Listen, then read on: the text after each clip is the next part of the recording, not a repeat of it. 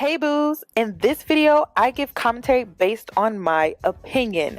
Nothing is to be taken as factual.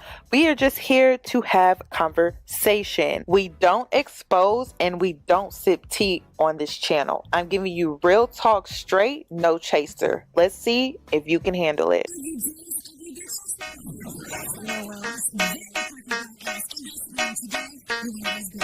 Cause I'm a boss. I haven't done anything for you to be proud of. Of course you have. You are marrying a man who can support you.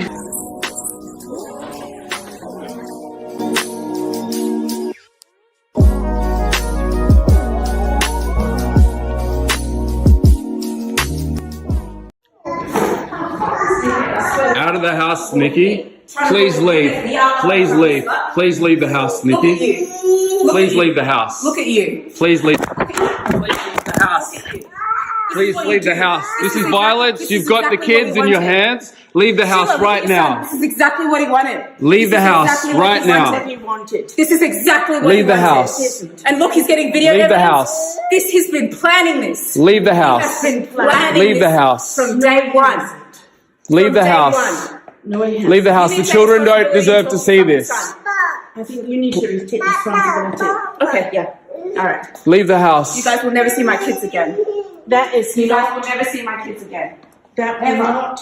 Ever. That will not happen. Leave the house. Look at you guys. Leave the house. Look at you guys. That's Leave the hilarious. house. Look. Leave the I'm house. sorry, whatever. Get Leave out. the house, Nikki. Leave the This is house. exactly what you wanted, Jamie. Leave the This is house. exactly what you wanted. You're actually Leave the house. exactly what you wanted. And this is what I've been putting up with for years. Violence. All of this. And the kids have to see it. That's the sad thing. And never taking responsibility for any of her actions. Caught out trying to cheat on me, and then she acts like this. Instead of saying sorry, instead of trying to make it right. I'm sorry, Mom. You okay? No, I'm not. Okay.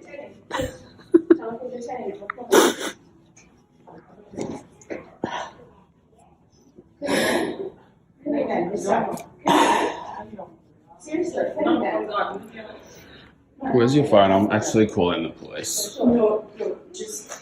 Hi ladies, it's Yanni and I'm back with another video. In today's video, I'm going to be giving you the full breakdown regarding this Jamie Perkins and Nikki Thought drama. So YouTuber Jamie Perkins accused his ex-wife Nikki Thought of abuse and infidelity. He shared clips of a violent outburst in his recent YouTube video that has now been deleted. YouTuber Jamie Perkins broke his silence about the demise of his 6-year marriage to model Nikki Thought. In a lengthy YouTube video, Perkins detailed the abuse, violence, and infidelity that allegedly took place while the Australian content creators were together. After their 2012 proposal video went viral, they decided to document their 2013 wedding. Perkins, 40, said he left Thought in 2019 and that their divorce was finalized in March. He went on to say, "I've been quietly struggling for a really long time, and I've just been in fear, living in survival mode, pretty much on autopilot for a really long time, just trying to maintain my place as a father in Ava and Zoe's lives." The dad of 2 said, claiming that he's been diagnosed with post-traumatic stress disorder, situational depression, and severe social anxiety since the split. Though Perkins admitted that Thought 33 had a difficult upbringing, he said he did everything he could physically, emotionally, and financially to keep them afloat as a couple. Perkins called Thought controlling, claiming she wanted to isolate him from his loved ones and has been trying to destroy his career. The reason Nikki and I broke up was I discovered she had been unfaithful. He claimed she'd been going behind my back with her ex-boyfriend and I'd been warned about him being an issue before. The first year of our marriage, I discovered that she'd been secretly keeping in contact with him. Perkins claimed he discovered a ton of Facebook messages in which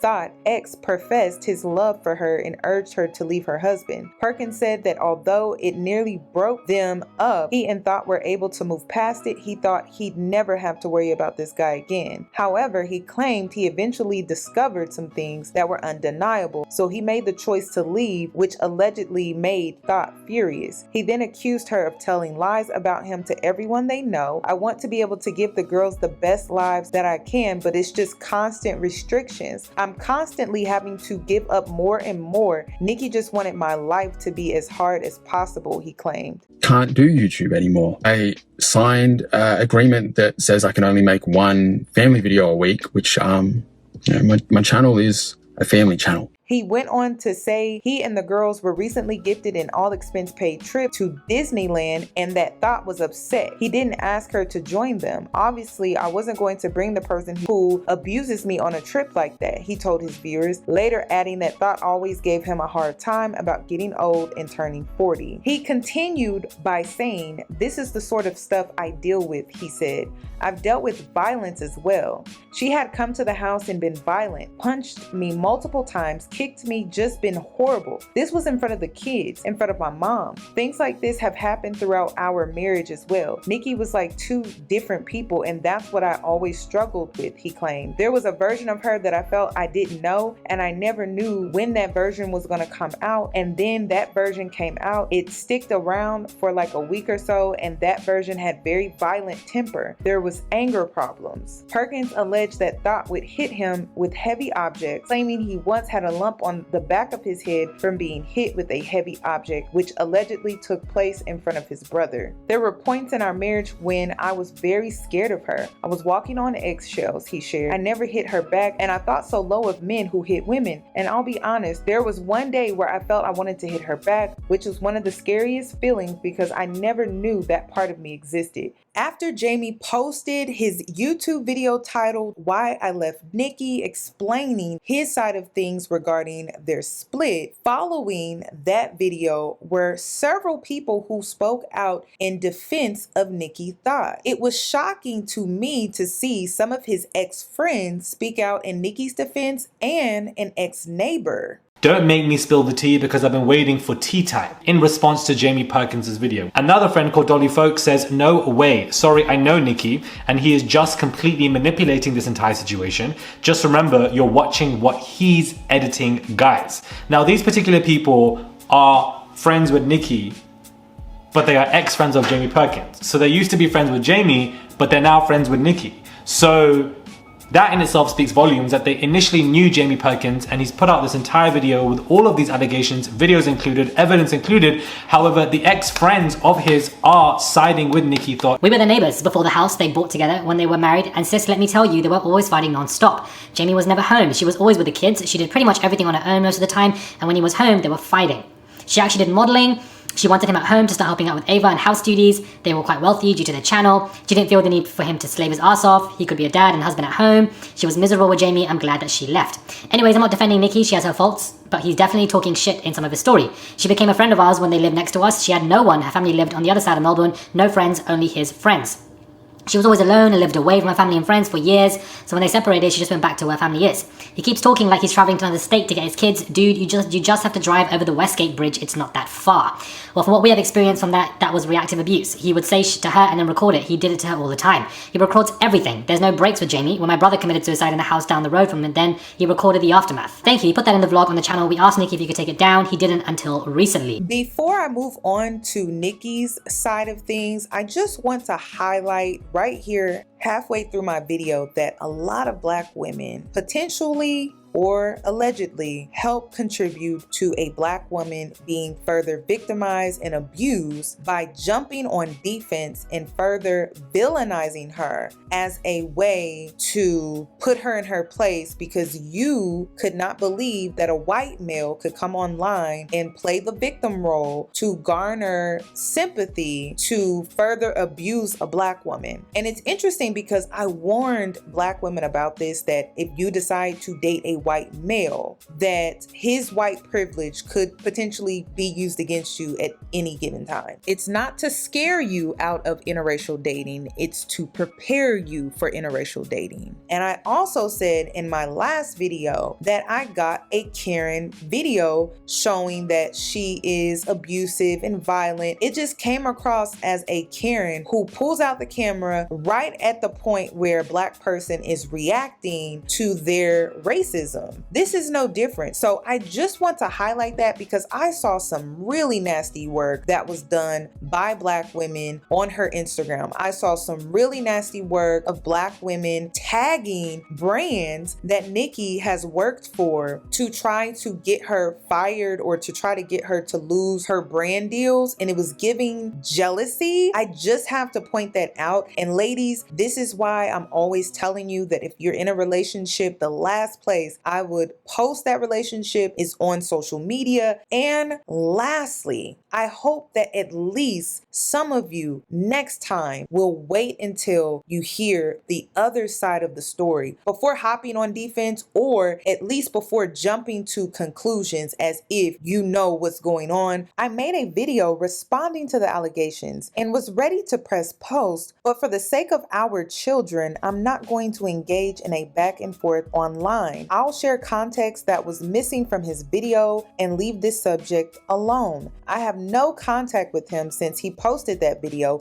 nor have I threatened legal action. Jamie removed the video simply because he saw that people weren't buying this story. I felt something wasn't right in my marriage, but I didn't know what I was experiencing. Then in June 2019, I came across the podcast Love and Abuse, where I discovered what emotional abuse was. I made the mistake of telling him I knew he was emotionally abusive and probably a covert narc. I never cheated on Jamie, and he knows that, but he was quick to run a smear campaign through the community about why we broke up. I want to make it very clear that what you witnessed was reactive. The clips you saw were carefully edited and didn't show what led up to me smacking the phone out of his hand. Never have I punched this man or thrown heavy objects at him during our disagreements. I came to the house to collect some clothes and wanted to have a conversation. He kept calling me a slut and to get out of his house. I then requested that he drop the girls at the supermarket car park for changeover, and he says he would rather do it at a police station. This wasn't court ordered. At this point, I am highly upset because why would you want to inflict that trauma on our daughters? Having changeover with their parents at a police station every week. He just wanted to manipulate their minds and paint the picture that mom was so dangerous that dad needed protection. I smacked the camera out of his hand because I was in a vulnerable moment and didn't want to be recorded. This was a pattern where he constantly violated me by filming me without consent. It started early at 18. Then when I gave birth, he posted my very personal birth vlogs without giving me any time to emotionally recover. I remember begging him to give me time with our new baby before we shared her with the world, but he told me to stop sabotaging the channel. When the cameras were rolling, Jamie was very sweet to me, but behind the lens, he was highly critical. My body after children quickly became a main topic, and he expressed to me needing to hit the gym 3 weeks postpartum with Ava. He would repeatedly comment on my stretch marks and loose skin, asking why I couldn't just snap back. He blamed me for absolutely everything. Nothing I could do was right, and I was at fault for anything that went wrong in his life. Shortly after that encounter, he tried to get a restraining order on me. Not only did he put himself down as a protected person, but also our 2 young daughters. If he was successful in obtaining that, I could not come within 200 miles of them. His mother enabled his behavior and signed as a witness that she saw me beating him in front of the children. The clip you saw of me smacking the phone, and they took this evidence to court. I put a counter complaint on him, and it was up to the judge to decide. He knows there's nothing I love more than our daughters, so he used that footage to silence me. We never went before a judge. Instead, he had his lawyer present an undertaking which conveniently included that the children could continue being filmed for YouTube. He also included that he couldn't mention one another or our relationship online for 12 months. We both signed it because I had no intention of making this public and didn't want to risk the chance of not seeing our girls. He has been free to speak on this since 2020. In the next few slides, Nikki decided to post the receipts regarding the undertaking that she is talking about, and also the agreement that they both had to agree to regarding the girls being recorded on YouTube. I never kept him from the kids. I said you can see them whenever you want. All I asked is that he stop exploiting them. I saw how it affected me in the marriage, and I didn't want our kids to suffer the same confusion because dad was totally different when the cameras were on. In 2020, Jamie messaged my sister and was trying to get me back once he saw his views were still low, despite using the kids for the majority of his content. I had already filed for divorce, but he wanted me to change my mind. He came to my parents' house, we went for a walk, and he told me he wanted his family back. I said no, and our divorce was finalized in December of 2020. Since then, I've been negotiating their online presence and managed to get it down to one video a week featuring the kids. This was across all platforms, including YouTube, TikTok, and IG. I worked very hard to lower their online presence because I saw how it affects them. I initially agreed to him filming with the kids as long as he pays them a percentage, but he refused that offer. He claims I was vengeful, but after I left, he stole the channel, changed password to the business email so I couldn't work with past clients, and changed our bank details on AdSense so the revenue from our past vlogs went to his personal account. He kept the vlogs for himself, leaving me with zero memories of our children. I requested my full birth videos,